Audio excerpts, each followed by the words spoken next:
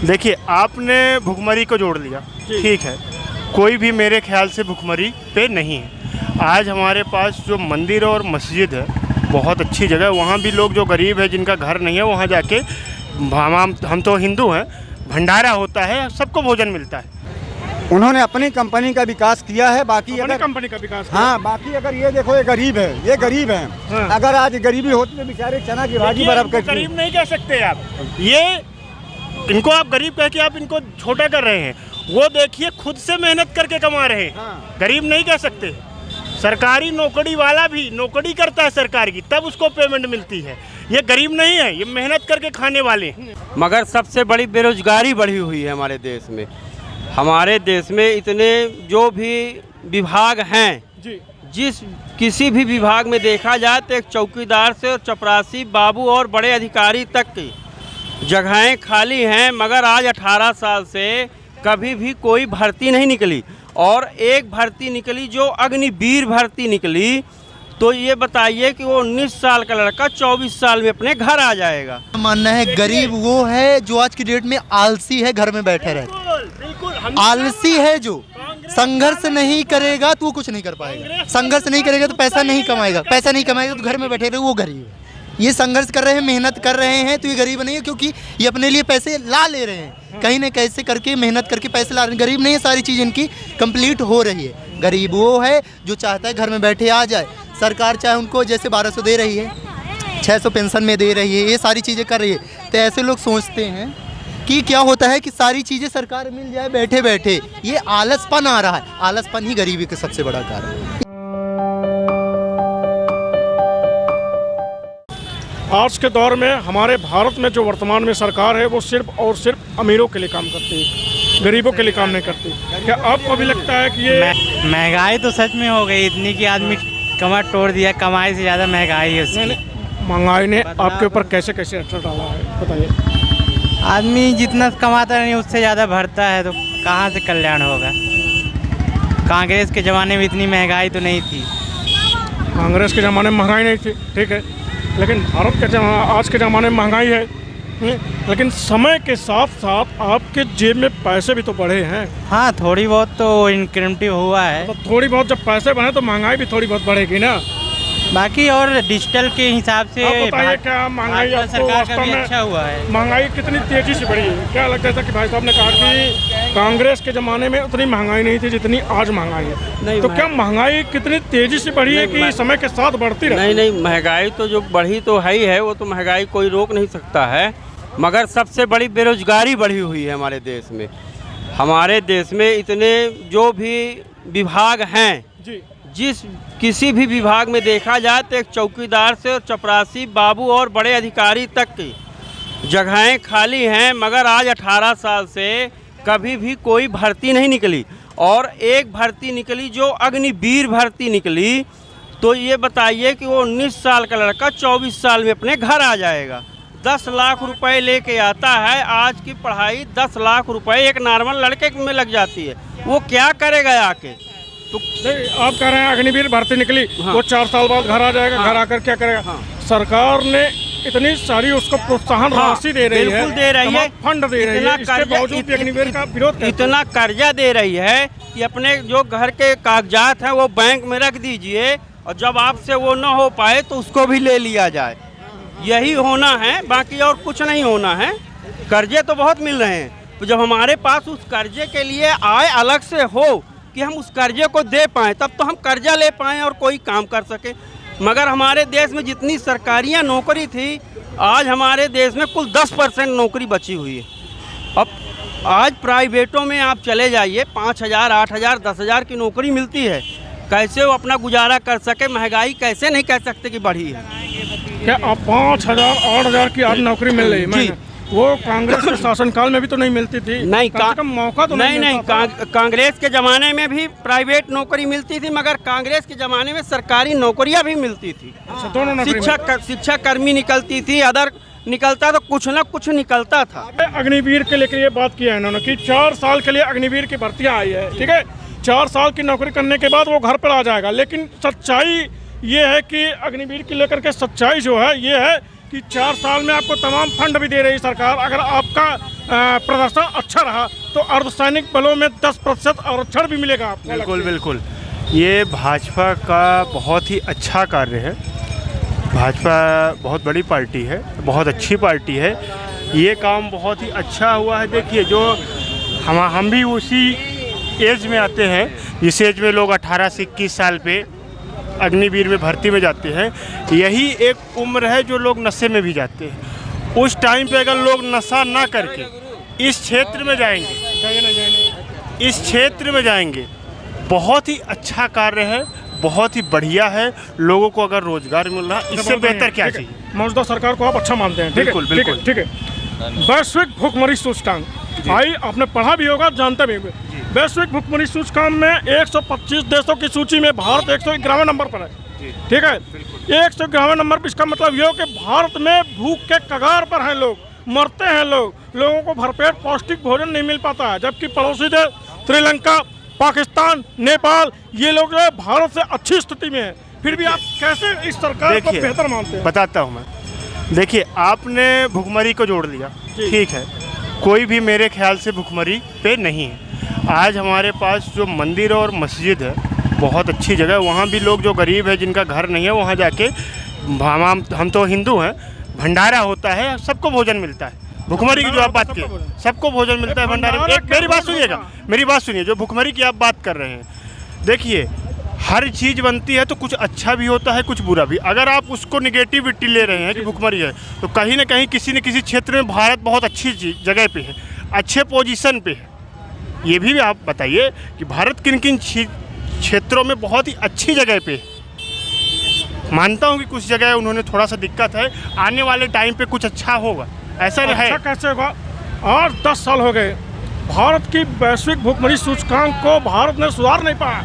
बीते 10 सालों में हमारे देश की छवि पूरे वर्ल्ड में बदनाम हो रही कि भारत इतना बड़ा देश है, उसके बाद कहने का मतलब ये है कि ये सिर्फ 10 ही साल में हुआ, इससे पहले नहीं था क्या? कांग्रेस की सरकार में ऐसा नहीं था? रिपोर्ट है, इसको आप गलत मानते हैं? नहीं, मैं गलत देखिए, मैं गलत की ना भाजपा को कह रहा हूँ ना कांग्रेस का। भले मैं भाजपा का समर्थक हूँ, भाजपा को चाहता हूँ कि मध्य प्रदेश सरकार बने, लेकिन क्या कांग्रेस के शासनकाल में नहीं था? क्या भुखमरी नहीं थी?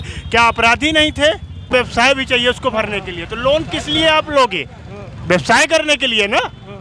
तो व्यवसाय करके आप पूंजी कमाओगे, तब तो आप उसका लोन तो भरोगे।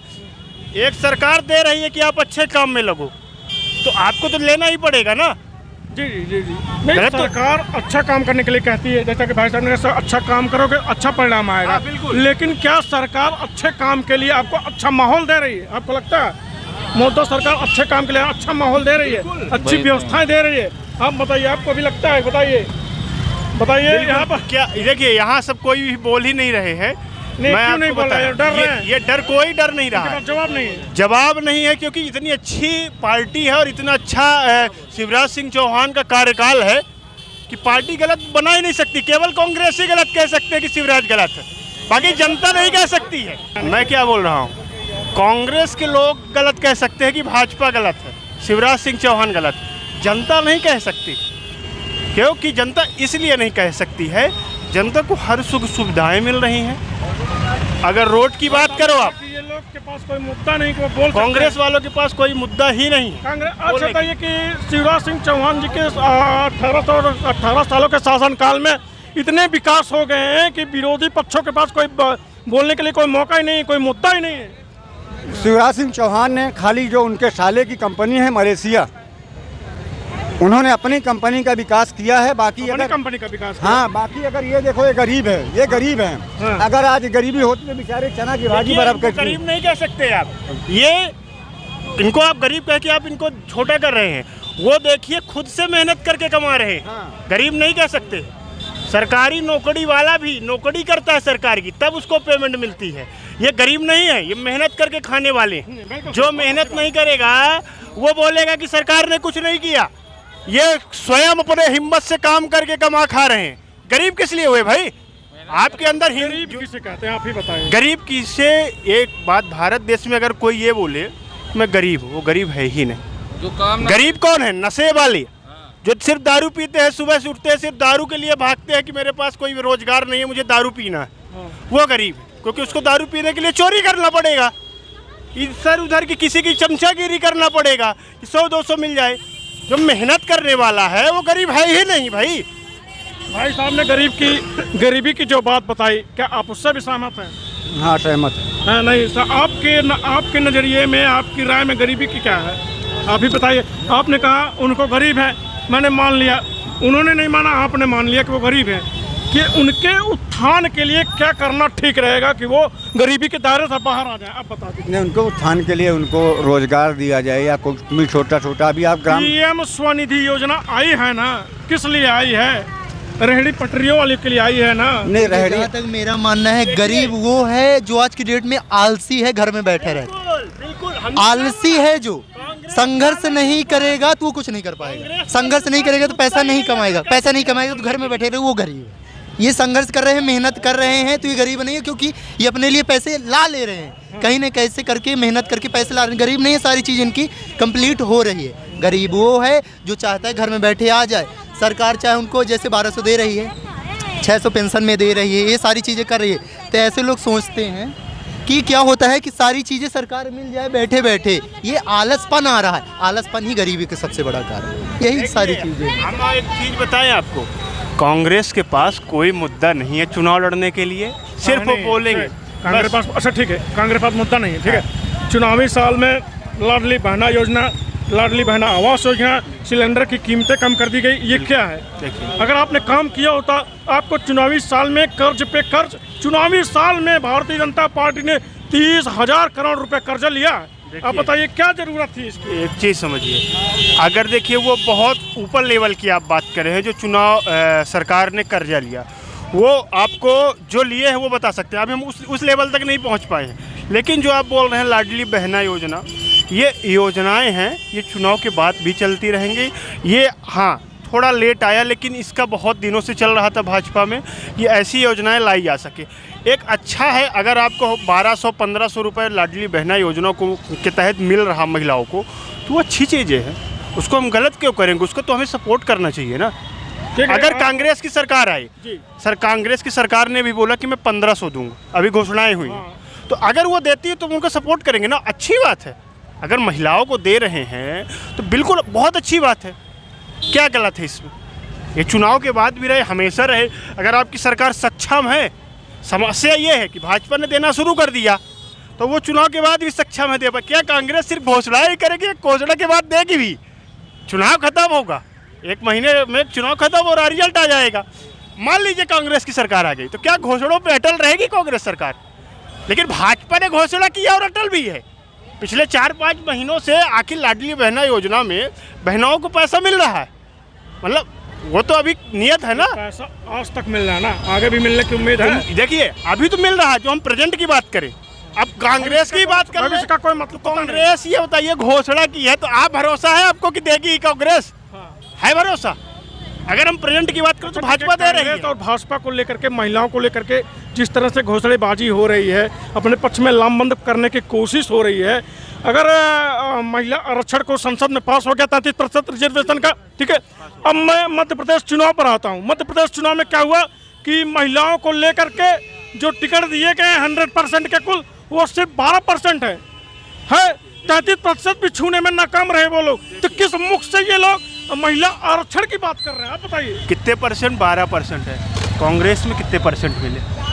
मैंने कहा ना, कांग्रेस और भाजपा जो दोनों पार्टियों के 12% है। 12% ठीक है ना? देखिए क्या कोई 33% छू नहीं सकता था? क्या किसी पार्टी के पास महिला प्रत्याशी नहीं है? आरक्षण तो देखिए, अगर आप बात आरक्षण की करेंगे,